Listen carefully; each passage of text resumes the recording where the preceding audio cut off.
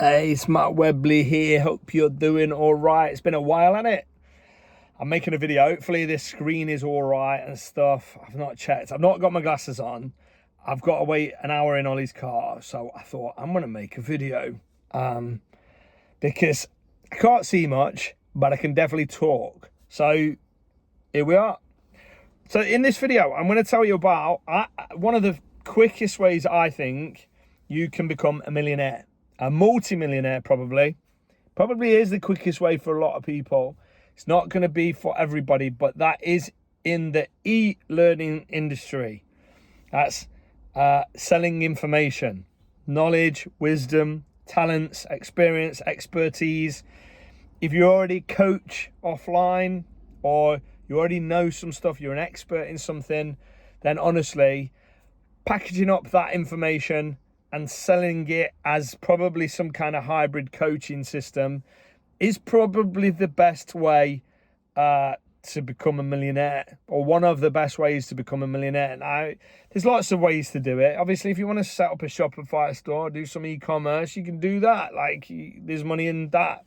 You want to sell on Amazon, like doing private label, you can do that. Like there's lots of ways, but this particular way, and bear in mind, my main business, if you don't know me, I'm Matt Webley, ex-council estate kid, self-made multi-millionaire. I say multi-millionaire now because I say millionaire and people just assume you've made $1 million. But I've done way over $10 million just in information products, which is like coaching, courses, ebooks, membership sites, that kind of thing, masterminds, live events. But where you sell your information, expertise, knowledge, wisdom, talents, where you package it up and sell it to help somebody solve a problem, e-learning if you like, or the online education industry.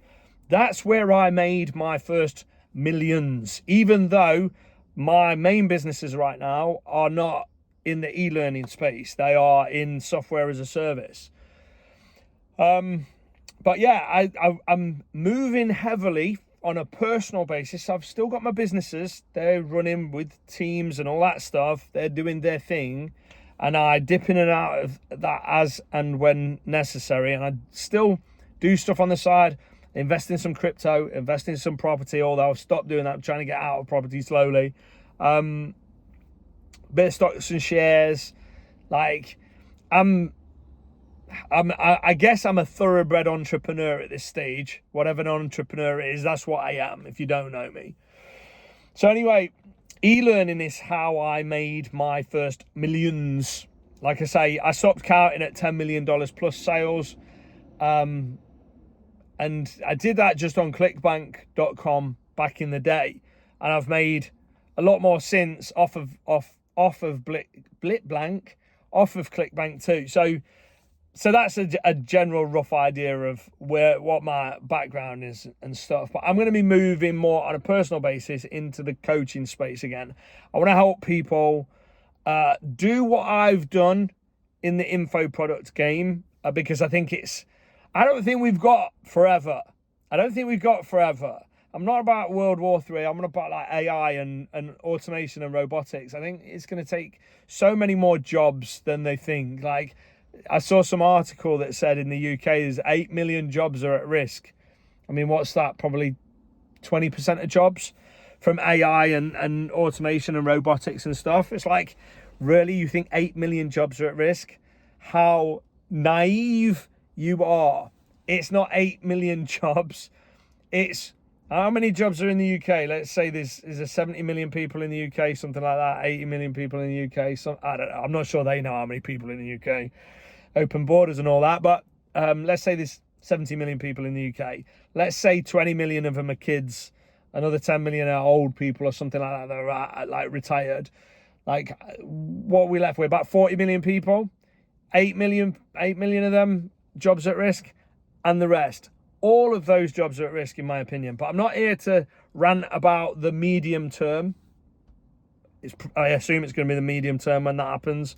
I'm here to say, look, you're running out of time to get your act together. If you've not made a lot of money and invested it and tried to diversify across different assets classes to get some passive income coming in, you've not done what you need to do yet, you're running out of time to do it. And one of the fastest and best ways, I think, because it changed my life, is selling information products. So that's what this video is going to be all about. I'm going to give you kind of an overview of the info product business model as of 2024 and going forwards, because it's changed a lot. Without going into the whole evolution of info product marketing, when I started, it was kind of still in the back pages of magazines, adverts in the back pages of magazines. There wasn't no pay-per-click. There wasn't all the things that you've got now, like paid ads wasn't really, when I first started, I'm not even sure they were a thing at all. You could pay to get a Yahoo directory submission, because I used to do that. Like with some of my stuff, it was like $200, $300 a year or something like that. That was cool. And you could do SEO and stuff, but it wasn't like it is now. So anyway, started selling ebooks and ended up doing lots of different stuff, online video courses, and you name it, I've kind of done it in the info product space. But essentially, as of 2024, I'm not going to go into the full evolution of it. As of 2024, essentially it's getting traffic, and there's a few main ways to do that. A lot of people will break that down into two ways. Organic, which is free traffic from social media and stuff, and then paid traffic, which is paying for traffic. I mean, you could argue there's different other things as well, but they probably fall into those two categories anyway. So if you've got an audience, let's say you've been doing YouTube and you've got a YouTube audience, then you would do a launch to that audience before you did anything else, probably. But that's essentially it. It's paid or free traffic, or organic or paid traffic. And then before that, though, it's about choosing an avatar. So an avatar is like a customer. What customer are you going to serve? So is it Amazon sellers? Is it Shopify sellers? Is it drop shippers? Is it fitness enthusiasts? And again, that's too broad. You'd narrow it down even further. You wouldn't say fitness enthusiasts. You'd probably say busy entrepreneurial males over 40 that want to lose weight and get in shape in the spare time. That might be your avatar. So you dial it down, dial it in, and choose a very specific avatar. If you keep your avatar too broad and go, well, I want to serve businessmen and women, entrepreneurs, it's too broad. And I tell you why it's too broad. One, you can't really understand their problems and pain points to be able to sell them a solution in the future. And two, when you do try to explain what it is you have to sell, your messaging won't hit home. They won't understand it. They won't feel like it resonates with them, because like some middle-aged female woman that owns a sweet shop, like an offline sweet shop, is going to be very different to some, in the UK, is very different to some 25-year-old male entrepreneur that does a international recruitment agency. It's like you can't have a message. I mean, you can, but it's more difficult to have a message that resonates with the lady that owns a sweet shop and the man from America, say, that has an international recruitment agency. The messaging, you can't keep it that broad and truly dial in your messaging, so it's not going to be persuasive. Again, I don't want to skip ahead or overcomplicate things. What I'm saying is you need to choose a specific avatar, a very specific avatar that's not too specific that you've got no ability to access them from a market, because they're not available. There's few and far between. Not that specific. You want it broad enough that there's a bunch of people you could actually find and become potential customers of yours, but not too broad that it's like everybody and anybody. So choose a specific avatar. And usually when you choose the avatar, you'll do it in whilst you're thinking about what problems you can solve. So in the info product game, it's all about solving problems. So people pay for an outcome, a solution, a result, because they've got a pain point they want to fix. They've got a problem that they're struggling with. That's why they pay, right? And it might be that they could do this thing on their own, but with you, they can do it faster. Or they could definitely get their head around this thing and get the result they want, but it means spending a load of time learning and loads of effort and trial and error when they could just shortcut the process. Again, like speed it up, and take the stress of learning and trial and error out of it and get quicker to the result. So essentially, you are choosing an avatar, a clearly defined avatar with a large enough market that there's people to go at, but a small enough market that your messaging resonates with them. So you choose an avatar, and that avatar needs to be somebody that you can help, right? So don't just go, I don't know, my avatar is plumbers on the Isle of Wight. I mean, it could be, if you don't know anything about plumbing. Like, don't just choose a random one. Like, if you set up your own plumbing business and you figured out how to market online and 10x your plumbing clients, like within 3 months, like there's going to be a lot of people that would want that. Like, that would be a really saleable info product with a clearly defined avatar. I'm not suggesting that one exactly, but like, if you were a plumber that had done that and you'd got, like, you almost developed your own system to generate clients and it works really well, and you've got a couple of mates that are in the plumbing game and you help them do it and they boosted their plumbing business too, like, you could probably package that up as information and then sell it to plumbers that have got plumbing businesses that are maybe getting started if they don't have a lot of like built up custom already. That would be saleable and it'd be a clearly defined avatar. And if you'd done it, you'd be the perfect person to help them with it. You'd have results. Even if you hadn't helped that many people do it and like them do it, you could still talk about your own results.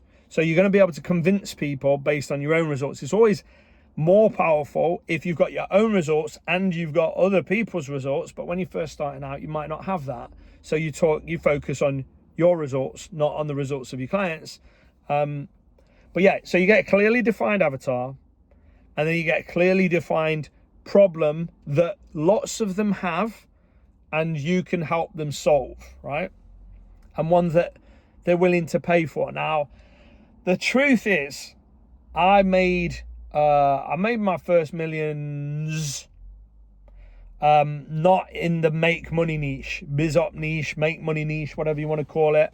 A lot of people kind of say, oh, you can only make money teaching people how to make money. That's not the case. I've been to the gym, that's why I'm wearing, I don't think I'm naked. I've just got shorts on.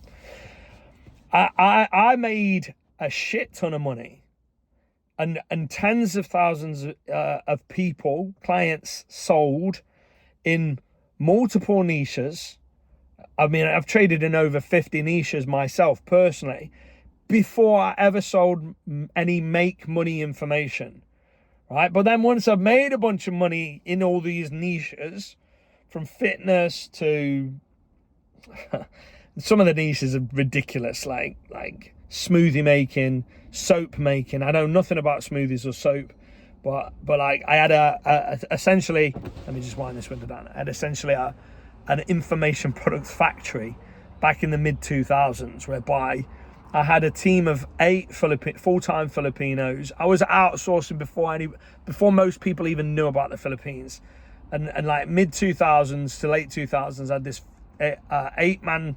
8-person team of Filipinos. Most of them were women, and they used to do everything. They used to come up with a niche, create the content for feeder sites to drive organic traffic to the offers. They used to create the ebooks for sale. They used to create the sales letters. They used to design the website and the headers and do all the uploading. They did it all. I had a little content factory, which is why I say I've sold information in 50 plus niches. It wasn't me being an expert in 50 plus niches. No, I just created this team that just researched topics and went and built stuff, which it's, a lot of those projects failed. Most of them made no money, or no real money.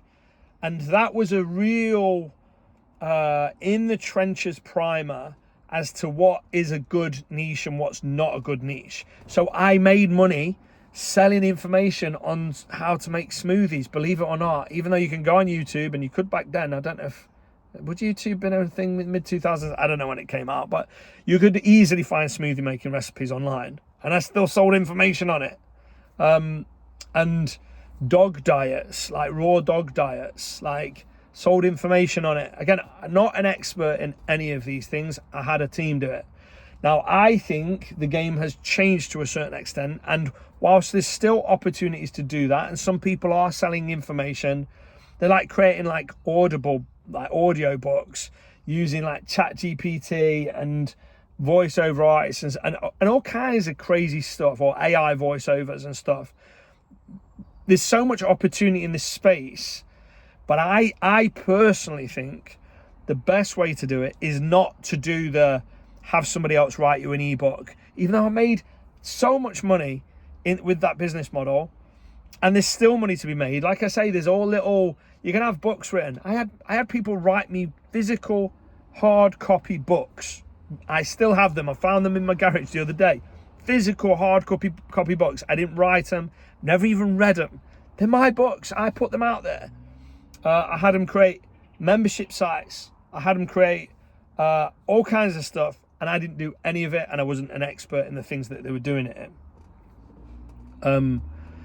I had a mild interest in some of them, like I must have owned 5 websites in like attracting and picking up women, and I was a young man. Of course, I had a mild interest in game and pickup artists and stuff.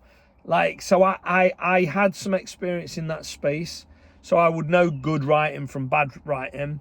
But a lot of the stuff I had zero interest in. Perimenopause. I had a website on perimenopause. I don't even know what that is.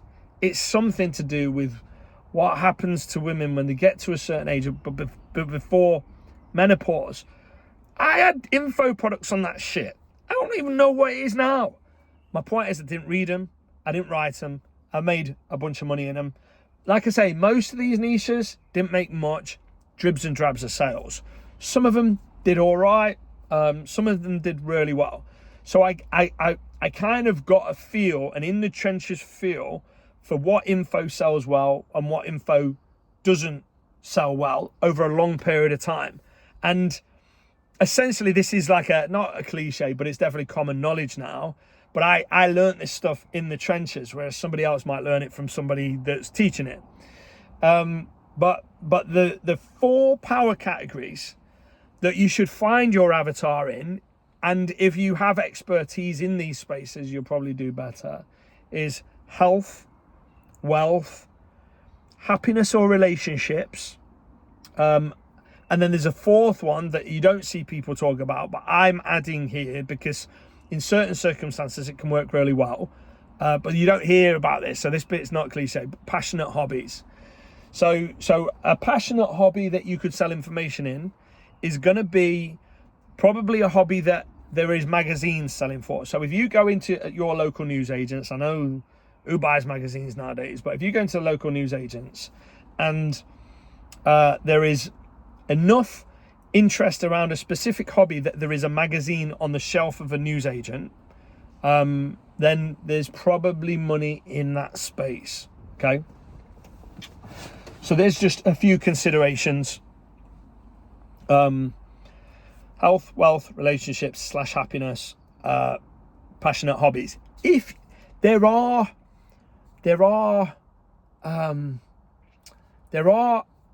successful info products outside of those power categories, if you like, but chances of failure skyrocket when you wander outside of those. And when you think about it, they are very broad. So a lot of things do fit into it. So if you're a fit mom that knows how to get your pre-baby body back, that would fit into health, and it'd be a really good niche. It'd be really, really good niche for an info product, like amazing niche. You could probably make an absolute fortune and link it with like supplements down the line and build out the brand over time. You could get absolutely stinking rich doing something like that. So you'd start off with In fact, let's not skip ahead. Wealth, that could be making money, saving money, investing, trading, making money in all these different things. It could be like making money in a niche business model, like gutter cleaning. Like, there's money in gutter cleaning. Gutter cleaning, it's a Hoover. It's a long vacuum cleaner with a twirly bit on the end, and they just vacuum the thing. It takes them about half an hour, and they charge 100+ quid. It's like, there's money in them Nor Hills, but there's money in teaching it as well. And what you'll see a lot of people do is they'll do a business, get some really good results, and then they'll go, I could teach this. Then they set up a coaching business or a course business, and they teach how they did this, and then before long this dwarfs the income that they can make actually doing it. So usually, or oftentimes, the thing that they originally was doing becomes a bit of a side hustle. I'm probably being super loud. I saw somebody close a window in this building earlier, and can you imagine if I'm just being super loud? I've got the windows cracked a little bit because it's a bit warm. So yeah, where was that? So yeah, find it, like, have a clearly defined avatar. Who is it that you can help? Find a problem that you can solve for a bunch of those people that are that avatar, okay? In a niche that's in one of those power categories, if you like, just for more likelihood of success. Now, another question that some people have, somebody else just closed a window. Can you imagine if I'm just being really loud? I am pretty loud, you know. But, God, can you imagine if I'm doing that? And that makes me feel a bit bad. Not that bad that I'm going to stop, so don't worry. But I should probably be quiet, so I'll try and be a bit quieter, because there are businesses here, and 2 windows have closed while I've been chatting. They're probably like, I don't want to hear about this. So choose the avatar, choose the problem you can solve. What was I going to say next? Lost my train of thought. I shouldn't even look. Screw them. Choose the avatar, choose the problem you're going to solve in a power category. Oh yeah, that was it. One of the things is like, what I already want to talk about has already been done. Trust me, you're going to struggle to find something that's not been done. 99.9% of the info product space has probably been done. If you can find something that's not been done, maybe some emerging trend, and jump on the wave of it, absolutely, you can make an absolute fortune doing so. But you're going to have to refine your skills and build up your skill set to be able to capitalize on one of those opportunities anyway. So what I would start off with is not reinventing the wheel. Some people might disagree, but I think for most people, essentially doing something that lots of other people are already doing is probably a good move. And then all you do is you change. So let's say you could say, there's loads of personal trainers online that talk about intermittent fasting. If that was your niche and that's what you'd done and you've got a good body and all that stuff, there's loads of them. Okay, there is. But what does that mean? Does it mean there's not space enough for one more? No, it means there's a ravenous market there, enough that they're selling and talking about intermittent fasting, and they have been for X amount of time. So you can come in and be another. I always use this analogy, like, just because there's 100 plumbers in your town and they're all busy, you think there can't be 101? No, there can be 101. You don't have to be the best to make really good money. You don't have to be near the best. You don't have to be the top 20% to make really good money, because you'll have a different perspective on it. You'll have a different idea about things, and you'll resonate with a certain part of that target market more than, say, a different person would. But also what you can do is you can change the mechanism that you use to provide the result, okay? Whether that's a marketing thing and you just say, like, everybody else is doing intermittent fasting, the 8-hour window, say, and you could do intermittent fasting and focus on why the 8-hour window is not the best, and you actually do a 12.2 hour window. I don't know. I just made that up. That's ridiculous. But your mechanism can be different. So even if essentially it's the same, you can sell it as it's different, or it could actually be different. So when I've gone into a space before, and it's maybe crowded at the time, you can bring in some expertise, knowledge, a unique perspective that you've got from elsewhere, and just layer it on top, and now all of a sudden you're not like everybody else, you're slightly different. Okay, so whether it's a real change or just like a marketing and sales change, and like you define it as something, it's something else, but it's actually essentially the same thing. Both work. So you've got your avatar, you've got your problem you can solve. It's in a power category, and you've got maybe a unique mechanism. Maybe you're riding a new trend.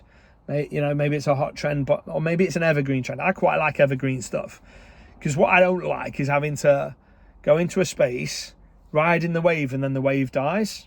So, for example, I had loads of websites in picking women up, and some people would say I must have game or something, because look at my misses, and fair point. Like I've had a whole bunch of people say over the years, like, "Oh, you're punching, Matt."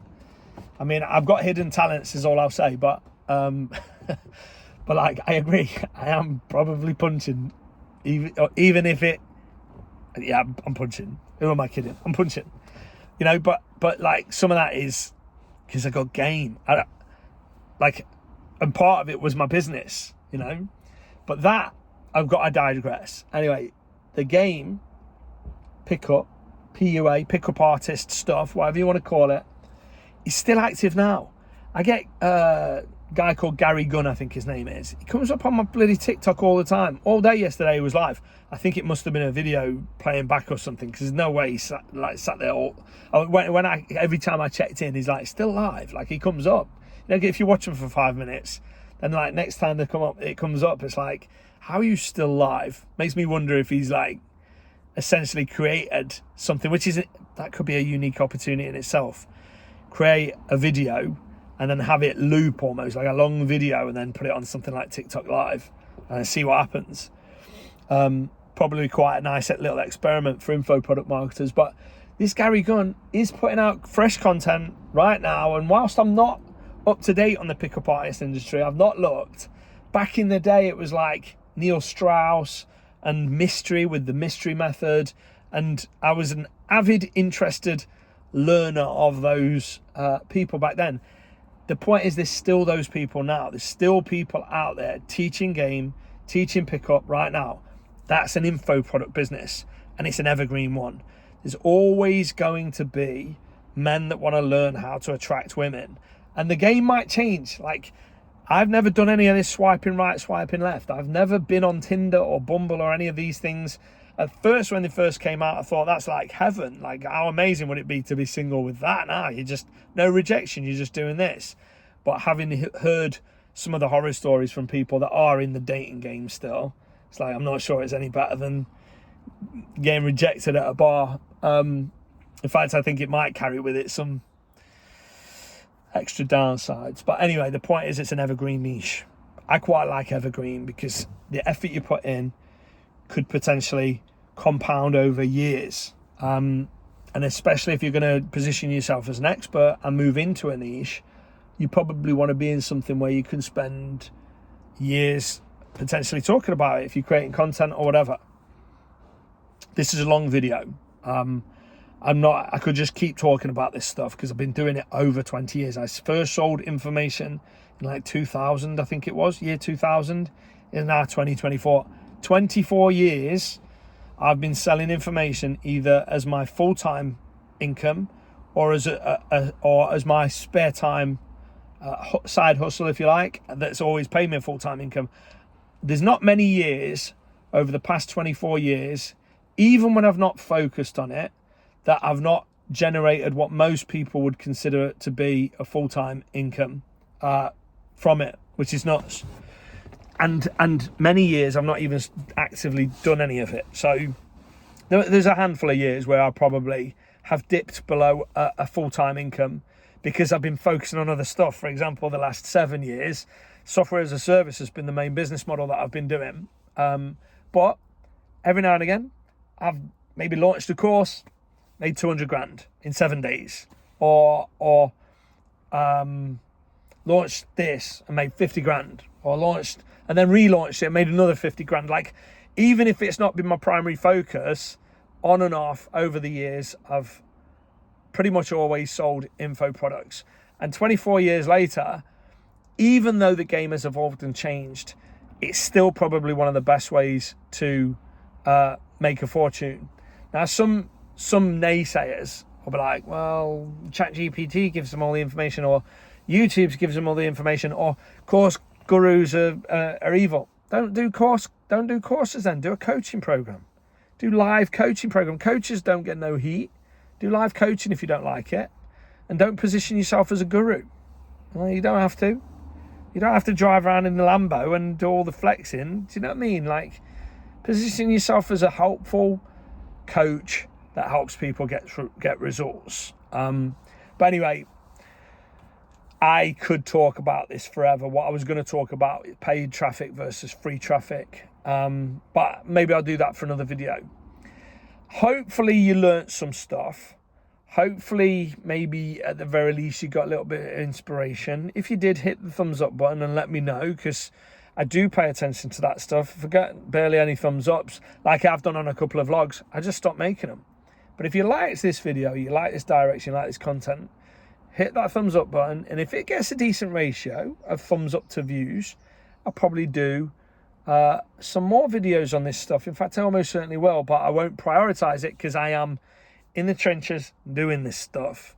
So this is I like making YouTube videos. I enjoy it. I enjoy teaching. I enjoy helping, but it's not my primary focus. So you'd be surprised how much those comments and the likes, as though I know they're a vanity metric, but when I'm not directly using this channel to drive sales or revenue, it's almost like a hobby. So if nobody wants it, nobody's hitting that thumbs up and nobody's leaving comments, it kind of teaches me that, like, don't bother doing your hobby, because there's nothing in it for me other than just because I kind of enjoy it and I'm sitting in the car park waiting. But if you've got any questions on this stuff, let me know in the comments down below anyway, and I'll make a follow-up video maybe and answer your questions. But yeah, thanks for watching. I do appreciate your time and attention. Hopefully you did get some value and some nuggets in this. And yeah, if you're thinking about going into e-learning space, do it. Don't think about it. It's amazing. It's like printing money, doing something you love, and you can automate and delegate the hell out of it if you want to, like I have in the past. Thanks for watching. I'll see you next time. Love you. Bye-bye.